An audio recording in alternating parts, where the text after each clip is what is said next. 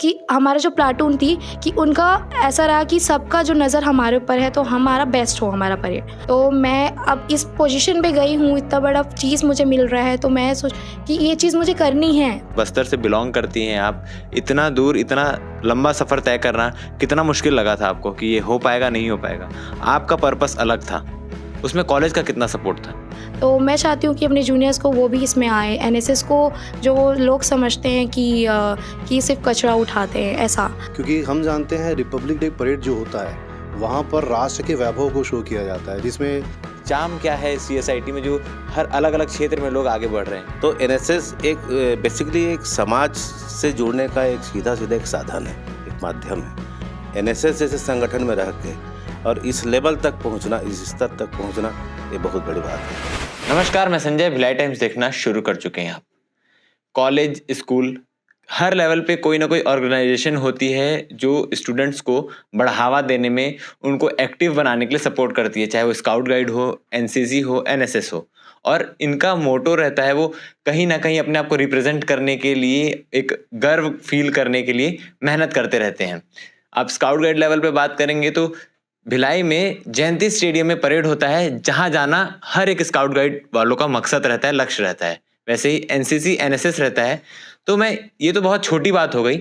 इस वक्त हम मौजूद हैं सीएसआईटी में। यहाँ के एक स्टूडेंट ने यूनिवर्सिटी रिप्रेजेंट किया है इंडिया लेवल पे जाकर इंडिया गेट के सामने। 26 जनवरी को जब इंडिया गेट में ध्वजारोहण किया गया, फ्लैग होस्टिंग की गई, तो वहाँ पे परेड होते हैं जो हम सब टीवी पे देखते हैं और चाहते हैं कि काश हम भी वहाँ मौजूद रहें लाइव देखने के लिए। मगर यहाँ के स्टूडेंट ने उस परेड में हिस्सा लिया और वहाँ परेड भी किया। हमारे साथ शानू वैष्णव जी मौजूद हैं, उनसे बातचीत करेंगे कि कैसा एक्सपीरियंस था और क्या कुछ हुआ इस दौरान में। आपने परेड किया वहाँ इंडिया गेट के सामने जाके, कैसा एक्सपीरियंस था आपका? बहुत ज़्यादा ही जोश था, एक्साइटमेंट था। जब हम सैल्यूटिंग पॉइंट पे पहुँचे तो एक अंदर से वो जो जोश आती है कि अब यहाँ पे तो यहाँ तक आ चुके हैं तो हमको यहाँ पे कुछ करके ही जाना है। तो वो हमारा जो एनएसएस कंटीजेंट जो वहाँ पे चल रहा था, हम अपने एनएसएस कंटीजेंट का नाम रोशन करना चाहते थे। ये ऐसा होता है कि पूरे ऑडियंस हमारे पे पूरा फोकस रहता है कि एक अकेला सिविलियन वहाँ पे परेड करती है, पूरे बाकी डिफेंस के रहते हैं और हमारा अकेला सिविलियन वहाँ पे चलता है। तो ऐसा था कि हमारा जो प्लाटून थी कि उनका ऐसा रहा कि सबका जो नज़र हमारे ऊपर है तो हमारा बेस्ट हो हमारा परेड, ऐसा। तो एनएसएस में आप जुड़ी हुई हैं, एनएसएस तरफ से आपको मौका मिला। इससे पहले आप टीवी में देखे होंगे कि परेड होते हैं, ऐसा भी कुछ होता है। कभी सोचा था कि वहां तक जाने का मौका मिलेगा? नहीं, ऐसा तो कुछ नहीं सोचा था, कि मैंने एक्सपीरियंस भी नहीं किया था। ये मेरी लाइफ का पहला एक्सपीरियंस है और बहुत ही प्राउड मोमेंट की बात है कि मेरे पेरेंट्स के लिए, मेरे कॉलेज के लिए जो भी मैंने परफॉर्म किया बहुत बेस्ट दिया अपनी तरफ से। आपने यूनिवर्सिटी को रिप्रेजेंट किया है, वहां पर जाके कितने दिन का वहाँ ट्रेनिंग सेशन भी हुआ होगा, कुछ क्या प्रोसेस था पूरा?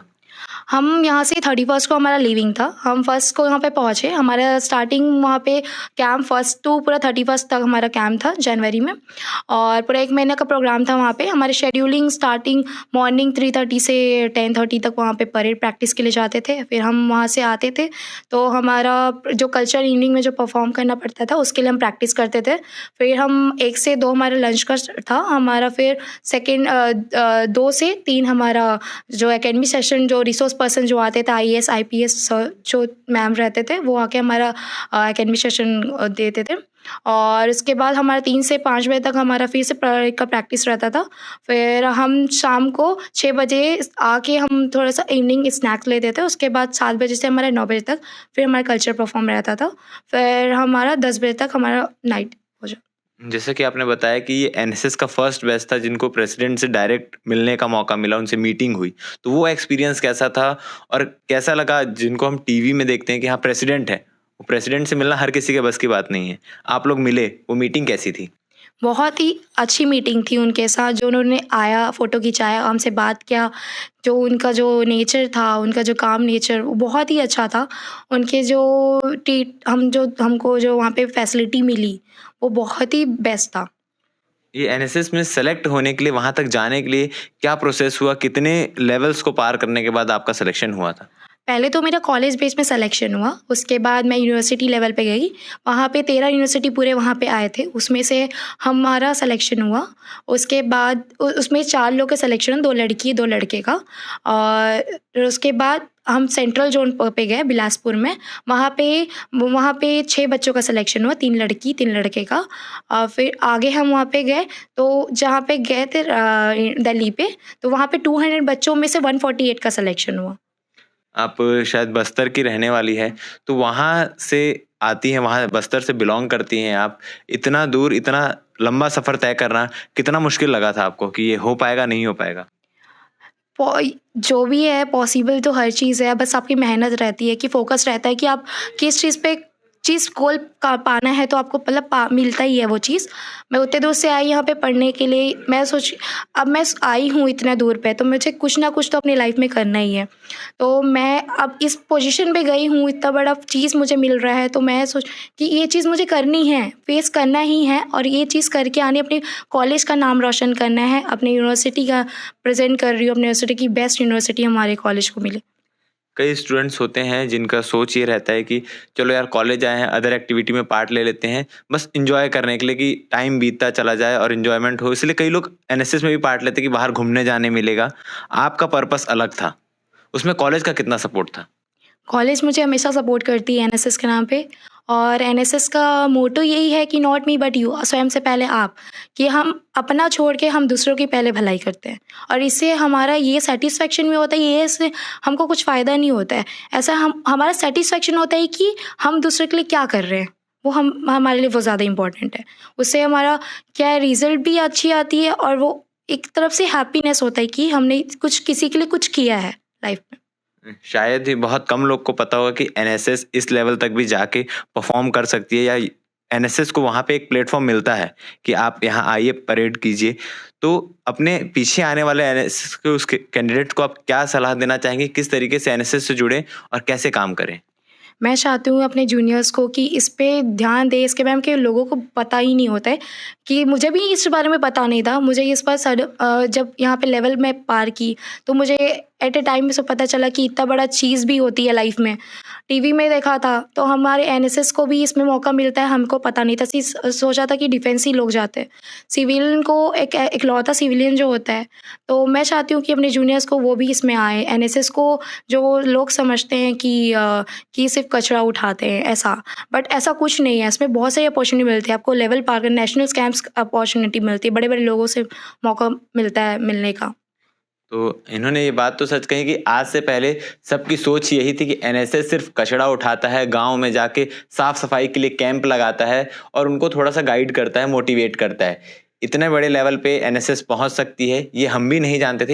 इनसे मिलने के माध्यम से हमें पता चला कि एनएसएस में ऐसा कुछ भी होता है। जिस परेड में हम बैठ के देखने के लिए तरसते हैं, वहां इन्होंने जाके खुद परेड करके आए हैं। कॉलेज कैंपस के भी लोग हैं, प्रिंसिपल सर हैं हमारे साथ, उनसे भी बातचीत करेंगे।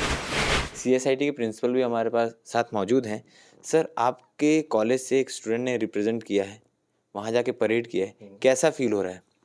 ये तो सबसे प्राउड मोमेंट है कॉलेज के लिए, ना सिर्फ कॉलेज के लिए बल्कि यूनिवर्सिटी के लिए भी, क्योंकि हम जानते हैं रिपब्लिक डे परेड जो होता है वहाँ पर राष्ट्र के वैभव को शो किया जाता है, जिसमें ना सिर्फ सैन्य बल, बाकी हमारे जितने वैभव हमने जो अर्न किया है उसको वहाँ पर प्रेजेंट किया जाता है। और ऐसे परेड में पार्टिसिपेट करना, ये तो एक तरह से सोच से बाहर की चीज़ होती है कि हमारा स्टूडेंट उसमें पार्टिसिपेट कर रहा है। ना सिर्फ वो यूनिवर्सिटी को रिप्रेजेंट किया बल्कि स्टेट को रिप्रेजेंट किया, और इतने लोगों में पूरे राष्ट्र में एक राजपथ पर इस तरह का परेड करना वाकई काबिल तारीफ़ उसका अचीवमेंट है, और हम सब बहुत प्राउड फील करते हैं इस मोमेंट पे।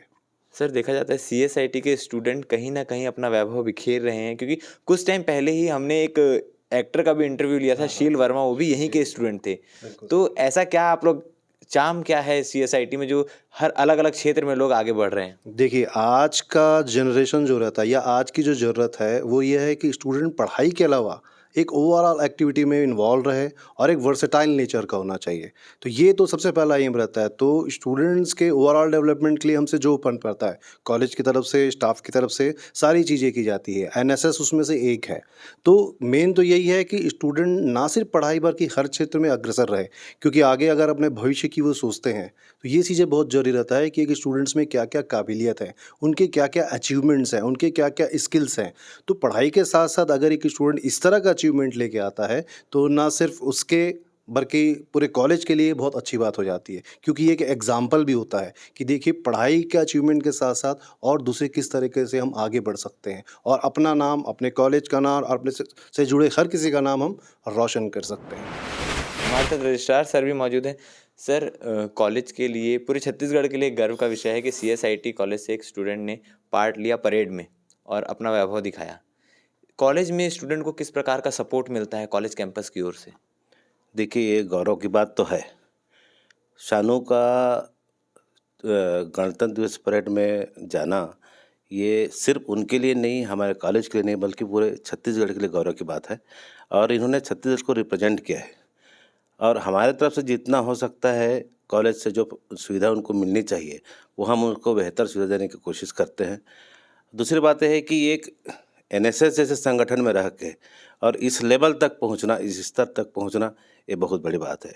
और मैं तो बाकी बच्चों को भी एक निवेदन करता हूं कि NSS NCC से संगठन से जुड़े और वहां पर अपने प्रतिभा कौशल का वो प्रदर्शन करें और इसी तरह से ऊंचाइयों को छूते रहें। सर, अधिकतर देखा जाता है जब तक हम कोई गोल अचीव नहीं करते हैं तब तक हम उस लेवल को नॉर्मल लेते हैं, बट NSS में रहकर शानू ने ये दिखा दिया कि हाँ, यहाँ तक जा सकते हैं। तो CSIT के लिए तो ये पहली बार था, तो अब क्या CSIT NSS को लेकर और थोड़ा एक्टिव होगी ताकि बच्चों को और ज़्यादा मौका मिले? नहीं, ऐसी बात नहीं है। NSS के लिए CSIT पहले से ही एक्टिव है, क्योंकि आपने न्यूज़पेपर में पढ़ा होगा या देखा होगा कि हम बहुत दिनों से ये एक हेलमेट अवेयरनेस प्रोग्राम चला रहे हैं NSS के छात्रों के माध्यम से, ताकि लोग इसमें जागरूक हो और हेलमेट पहन के दोपहिया वाहन चलाएं और अपने आप की सुरक्षा करें, दूसरों को भी सुरक्षित रखें। तो NSS एक बेसिकली एक समाज से जुड़ने का एक सीधा एक साधन है, एक माध्यम है, जिससे जुड़ के बच्चे जो है समाज में क्या होता है और कैसे, प्रायः पहले देखा जाता था कि इंजीनियरिंग के बच्चे जो है समाज से दूर रहते थे। तो कहीं न कहीं इसके बारे में सोचा गया, UGC AICTE ने, और NSS को यहाँ इंक्लूड किया गया इंजीनियरिंग संस्थाओं में, ताकि ये बच्चे भी समाज से सीधे जुड़े और समाज में जिस प्रकार की समस्या है उसको समझें और उसको सुलझाने में एक तकनीकी रूप से उसको हल करने में उनको समस्या को दूर करें वो। तो इसलिए NSS जैसे संस्था है, NSS संस्था है, जुड़ के समाज सेवा में वो आगे बढ़े और अपने कौशल का वो विकास करें। तो ये बात तो बिल्कुल सच है कि शानू ने NSS के माध्यम से सेलेक्ट होकर और 26 जनवरी को परेड करके ये तो दिखा दिया कि NSS के लोग और भी आगे जा सकते हैं और वहाँ पहुँच सकते हैं जहाँ हम आप सोच भी नहीं सकते। एक गौरव का विषय है, सिर्फ इस कॉलेज के लिए नहीं, पूरे छत्तीसगढ़ के लिए। इस तरह के बाकी अपडेट के लिए बने रहिए हमारे साथ और भिलाई टाइम्स का चैनल सब्सक्राइब करना ना भूलें। धन्यवाद।